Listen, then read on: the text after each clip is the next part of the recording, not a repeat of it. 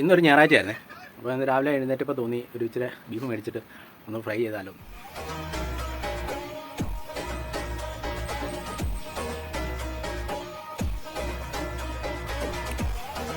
Beef വറുത്തിട്ടേ ചുമ്മാ ഇങ്ങനെ പറക്കി തിന്നോണ്ടിരിക്കും. കപ്പലിൽ കുറയുന്നതാണ് വല്ലപ്പോഴും കേട്ടോ.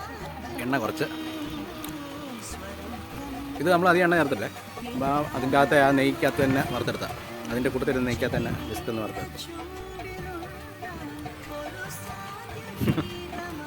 കുറച്ച് കരളും അല്ല. നമ്മൾ ഉണ്ടാക്കിയത് എങ്ങനെയാണെന്ന് വെച്ച് കഴിഞ്ഞാൽ 1 കിലോ മേടിച്ചു കട്ട് ചെയ്ത് നല്ല വൃത്തിക്ക് കഴുകിയതിന് ശേഷം നല്ല പിഴിഞ്ഞ് മാറ്റി വെക്കണം. മാറ്റി വെള്ളം തോന്നതിന് ശേഷം നമ്മൾ ചീനിച്ചട്ടിക്കകത്താണ്. അതിന് ശേഷം നമ്മൾ ചെയ്തതെന്ന് പറഞ്ഞു കഴിഞ്ഞാൽ അതിൽ ആവശ്യത്തിന് ഉപ്പിട്ടു, ശകലം മഞ്ഞൾപ്പൊടി ഇട്ടു, എന്നിട്ട് നല്ലതായിട്ട് മിക്സ് ചെയ്ത് ഇത്രയും മാത്രമേ ഉള്ളൂ. അതിന് ശേഷം കുറച്ച് നല്ലെണ്ണ ഉണ്ടല്ലോ, ഒരടപ്പ് ഒഴിച്ചു, അത്യാവശ്യം നെയ്യ് ഉണ്ടായിരുന്നു.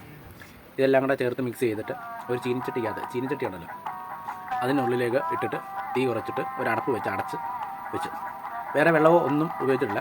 അത് നല്ല രീതിയിൽ അതിൻ്റെ അകത്ത് ആ ചെറിയ രീതിക്കകത്ത് കിടന്നിട്ടുണ്ട്. അതിന് ശേഷം ഇടയ്ക്കിടയ്ക്ക് ഒന്ന് ഇളക്കി കൊടുക്കണം. അതിനുശേഷം നമ്മൾ ഒരു പകുതി മുക്കാൽ വേവായി കഴിഞ്ഞ് കഴിയുമ്പോൾ നമ്മൾ ശകലം തീ കൂട്ടി ഇടുക. അതിനുശേഷം മുളക് പൊടി ഇടുക, മല്ലിപ്പൊടി ഇടുക, ഉപ്പ് നമുക്ക് നോക്കിയിട്ട് ആവശ്യത്തിന് ഉള്ളത് ചേർക്കാം കേട്ടോ, ഓവറാവരുത്. അതുപോലെ ഒരു കുടം വെളുത്തുള്ളി ചതച്ച് അതിൻ്റെ അകത്ത് ഇടുക. ശകലം മട്ടൻ മസാല ഇടുന്നുണ്ട്, അതൊരു ശകലം ഒരു ടീസ്പൂൺ ഇട്ടു. എല്ലാം കൂടെ നല്ല, അപ്പോൾ തീ കൂട്ടി വെച്ചായിരുന്നു. നല്ല ഇളക്കി നല്ലതായിട്ട് യോജിപ്പിക്കുക. കുറച്ച് നേരം തീ കൂട്ടി വയ്ക്കുക. അതിന് ശേഷം തീ നല്ലതായിട്ട് കുറച്ചതിന് ശേഷം ഇങ്ങനെ ചിക്കി നിരത്തി വയ്ക്കുക. എന്നിട്ട് എപ്പോഴും ഇളക്കരുത്. കുറച്ച് നേരത്തിന് ശേഷം വീണ്ടും ഒന്നുകൂടെ അടി കൂട്ടി ഇളക്കി മറിച്ചിടുക. അതിന് ശേഷം റെസ്റ്റ് എടുക്കുക. അത് കഴിഞ്ഞിട്ട് കുറച്ച് നേരം കഴിയുമ്പോൾ വീണ്ടും ഒന്നുകൂടെ ഇളക്കിടുക. അങ്ങനെ നമുക്കിത് കണ്ടു കഴിയുമ്പോൾ മനസ്സിലാവും, ഒരു ബ്രൗൺ കളർ വരും. ബ്രൗൺ എന്ന് പറഞ്ഞാൽ നല്ല ഒരു ഡാർക്ക് ബ്രൗൺ കളർ വരും. ആ ഒരു സ്റ്റേജിലെത്തി കഴിയുമ്പോൾ നമുക്കറിയാം ഇതിൻ്റെ മസാലകളൊന്നും കരിഞ്ഞു പോകരുത്. കരിഞ്ഞു പോയി കഴിഞ്ഞാൽ ഇതിൻ്റെ കംപ്ലീറ്റ് സെറ്റപ്പ് മാറും.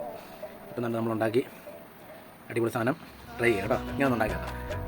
വളരെ സിമ്പിൾ. സവാള ഇവാള ഒന്നുമില്ല, എല്ലാം നാച്ചുറലായിട്ടുള്ളത്. മുളക് പൊടിയും മല്ലിപ്പൊടിയുമാണ്, മല്ലിപ്പൊടിയുമാണ് മെയിനായിട്ടുള്ളത്.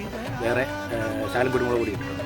അതായത് കുരുമുളക് പൊടി ലാസ്റ്റ് ഇട്ടാൽ ഇടയ്ക്ക് പുരട്ടി കിടത്താൻ. ഓക്കെ, ട്രൈ ചെയ്ത് നോക്കാം.